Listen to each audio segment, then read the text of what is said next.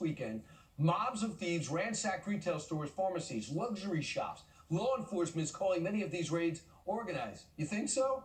In a single 24-hour period, you got a mob of looters targeting a Louis Vuitton high-end shopping district store, while as many as 80 looters in ski masks raided a Nordstrom just outside the city. Eyewitnesses describe the scene as something out of a movie. That's what I think.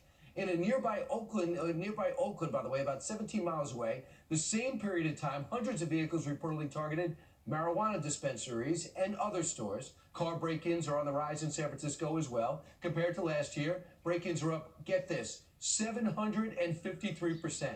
As the Hoover Institute recently noted, which, by the way, is right in that neighborhood, San Francisco is now more dangerous than 98% of the U.S. cities. I'm looking, for example, Compton, California, a city famous for drug wars and gang wars. It's now almost twice as safe as San Francisco. Almost all of this increase in crime can be traced back to Proposition 47. That's a referendum that was passed back in 2014 in California.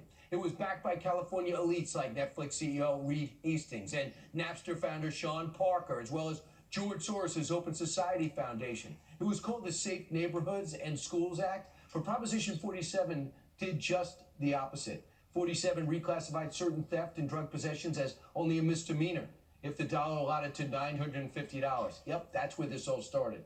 Now, previously, any theft or drug possession over $400 was a felony.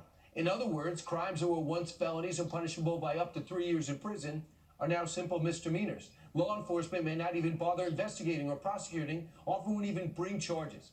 Those who charge are basically facing a maximum of 6 months in jail, if that. So, San Francisco Police Lieutenant Tracy McCray explained it this way, quote, "If you steal below $950, you get a citation, and you can just get to walk away. And if you don't show up in court, guess what? Maybe you get a bench warrant, or maybe they even toss that out before it gets to the point."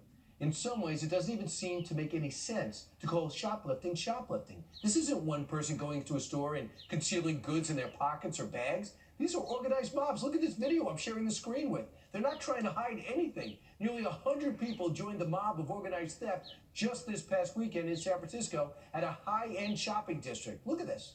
The sounds and sights of Union Square are